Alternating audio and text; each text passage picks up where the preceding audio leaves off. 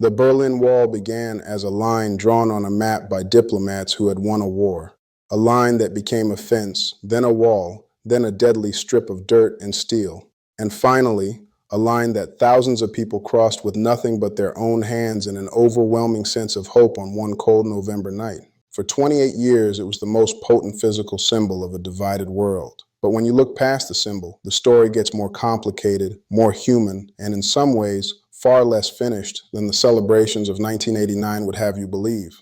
When the Berlin Wall fell, we saw the images, of course, the jubilant crowds, the hammers chipping at concrete, the champagne toast atop a barrier that had stood for a generation. It's one of the most iconic moments of the 20th century, packaged as a neat, triumphant story. Oppression faced freedom, and freedom won. But a story that clean, that simple, rarely holds up. A wall that took nearly 3 decades to build is not dismantled in a single night, not even in a single year. The physical barrier came down, yes. But what about the other walls? The economic ones, the psychological ones, the walls built of memory, resentment, and a fundamentally different understanding of what a life is supposed to be. I've been walking through Berlin for weeks, reading the histories, speaking to those who remember, and tracing the ghostly outline of where that wall once stood. And the more I learn, the more I am convinced we have misunderstood this story. We have celebrated the collapse of a concrete structure while failing to see the deeper, more enduring divisions it both created and revealed. This isn't just a story about 1961 or 1989. It's a story about what happens next. It's a story about how two societies forcibly separated and then abruptly stitched back together, learn or fail to learn to live as one. The untold story of the Berlin Wall isn't about its construction or its fall. It's about the echo that remains long after the last piece of graffiti-covered concrete was hauled away. Before we begin, this video is an educational and analytical discussion of historical and geopolitical events. It reflects analysis and opinion based on publicly available information and does not promote violence, hate, or extremist ideologies. So let's rewind. Let's start not with the fall, but with the desperate, fearful act of building it. To understand why a wall stood for 28 years, you have to understand why someone thought they needed to build it in the first place. So why was the wall built? The standard explanation is straightforward. By 1961, East Germany was bleeding people. Since its founding in 1949, millions had voted with their feet, fleeing to the West through the one remaining open door. The East German state, the German Democratic Republic, or GDR, was literally emptying out. They'd already sealed the main inner German border in 1952, but Berlin was the glaring loophole. A city deep inside Soviet territory, but jointly occupied by the US, Britain, France, and the USSR. You could take a subway from the communist East to the capitalist West, get a job there, and come home. The border was a fiction until suddenly it was made devastatingly real with barbed wire and armed guards. The drain wasn't just demographic, it was a hemorrhage of talent. Doctors, engineers, teachers, crippling the state's attempt to build a socialist utopia.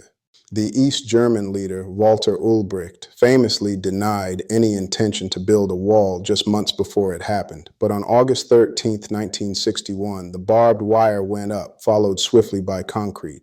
The official East German propaganda called it an anti-fascist protection rampart. The West called it the Wall of Shame. Both descriptions were ideological weapons. But if we strip away the rhetoric, the wall was, at its cold, brutal core, a giant retention device. It was the ultimate admission of failure for the East German state. The promise of socialism was not compelling enough to keep its people in, so it resorted to force.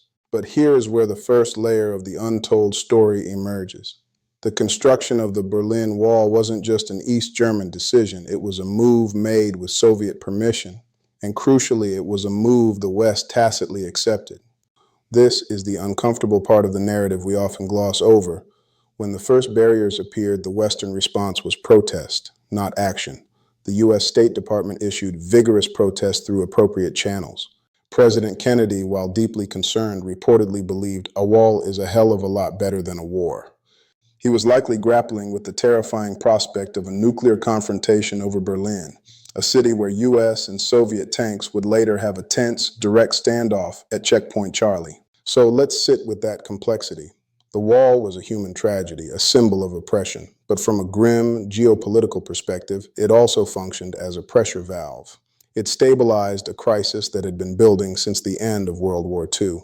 By physically dividing the city, it created a perverse, brutal clarity. The lines were drawn literally and figuratively. The risk of a hot war over Berlin arguably decreased because the most volatile point of friction, the unchecked flow of people, was sealed shut. And this is not to justify it, it is to understand the cold calculus behind it. The Western Allies prioritized the containment of a wider war over the immediate freedom of movement for Berliners. They protected West Berlin's existence, but accepted the imprisonment of East Berlin. For the leaders in Washington, London, and Paris, that was the tragic but seemingly necessary trade-off. The message to East Germans, however, was devastating. You are now a prisoner in your own country, and the world will not risk a conflict to free you.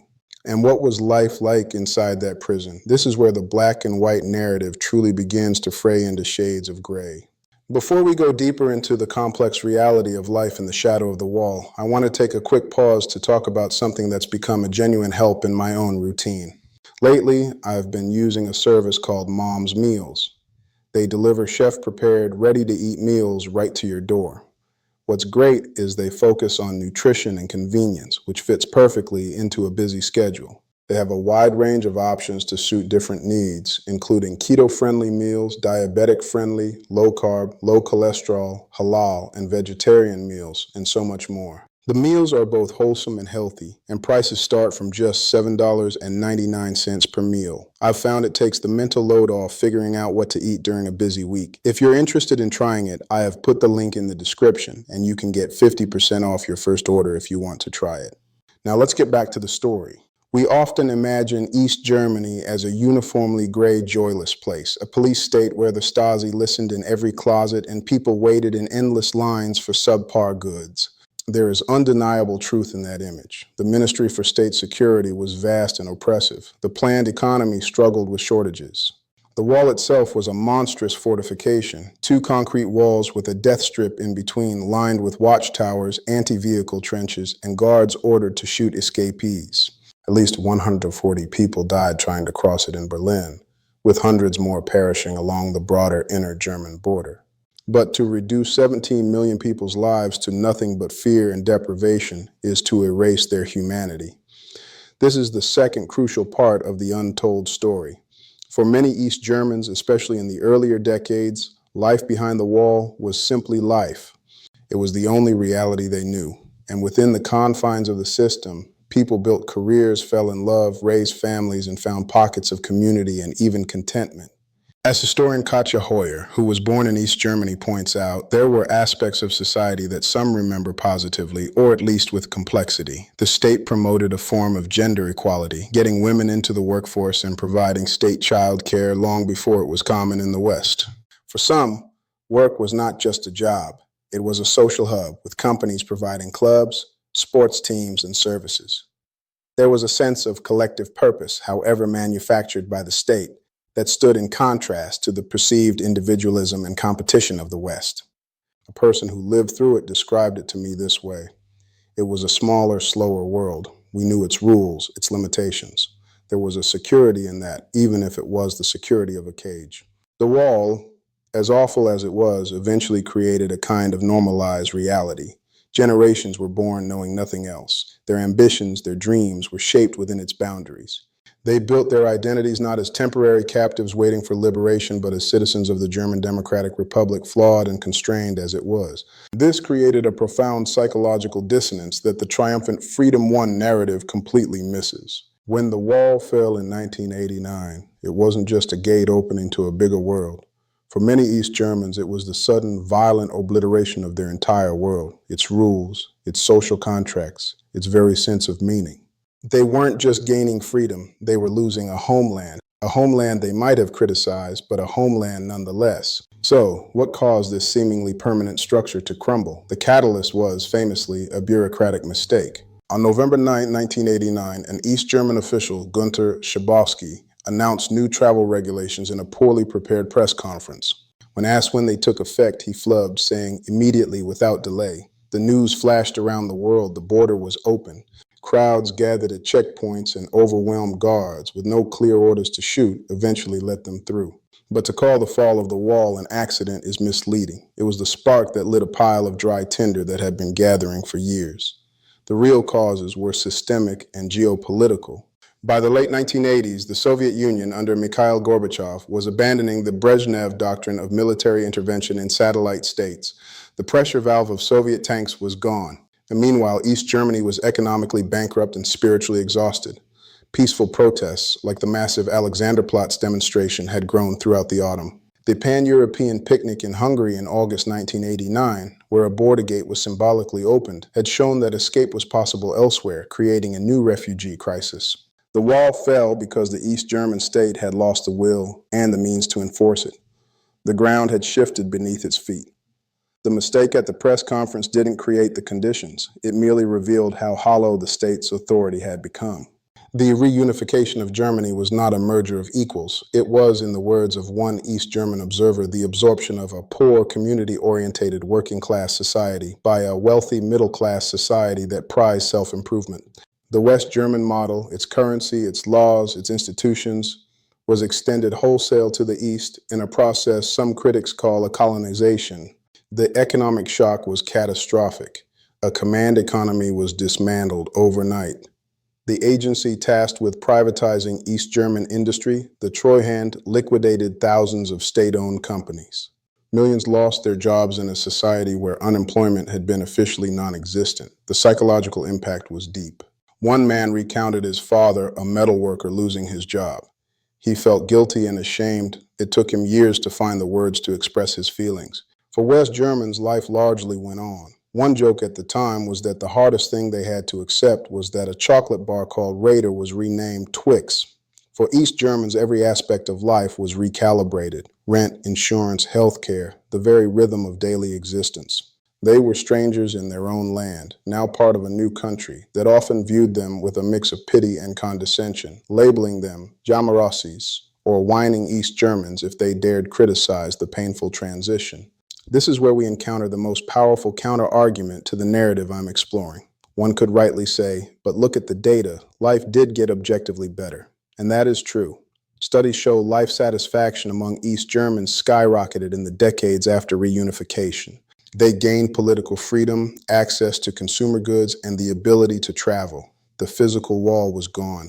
By many measurable standards, they were unequivocally better off.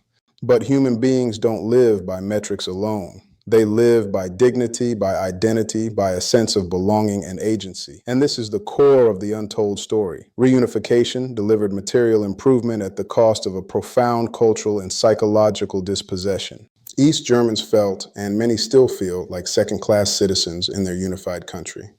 They are underrepresented in leadership positions in media, business, and government. Their life experience, their history was often treated as a footnote, a failed experiment to be studied and then forgotten. A woman from West Germany once told an East German writer, "I knew nothing about East Germany. I felt mentally and emotionally much closer to France or England." That statement captures the enduring inner wall. 30 years of division created differences that ran deeper than politics or economics. They created different cultures, different mentalities, different ways of seeing the world. The far-right Alternative for Germany party finds some of its strongest support in the former East, not because people there long for communism, but often because they feel left behind, disrespected, and alienated by the political establishment centered in the West. Their anger is less about the past they lost and more about a present in which they still don't feel fully at home. The wall's legacy, it seems, is not a love for tyranny, but a deep-seated distrust of all remote paternalistic authority, whether it comes from Berlin or Brussels. The wall was a brutal, inhumane solution to a political problem. Its fall was a necessary and joyous event. But the story does not end there. The real work of unification, the integration of memories, identities, and traumas, is a project that is still ongoing. And it is far more difficult than swapping currencies or tearing down concrete. We made a critical error in believing that freedom and capitalism were self-evident goods that would automatically create unity.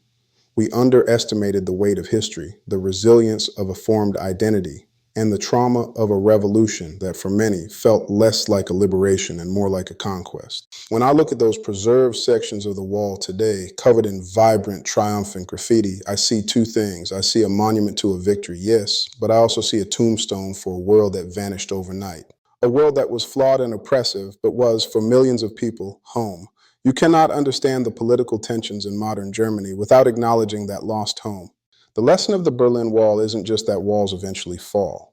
It's that the divisions they create in the landscape and in the human heart can outlast the bricks and mortar by generations. Dismantling the physical barrier was the easy part. Dismantling the walls within us, the walls of misunderstanding, of condescension, of competing truths, that is the work that remains. It is a cautionary tale, not about the Cold War, but about the enduring complexity of what happens after the cheering stops. If you found this deep dive into the layers of history behind the Berlin Wall useful, don't forget to subscribe, like, share, and hit the notification bell. Thanks for watching. See you in the next one.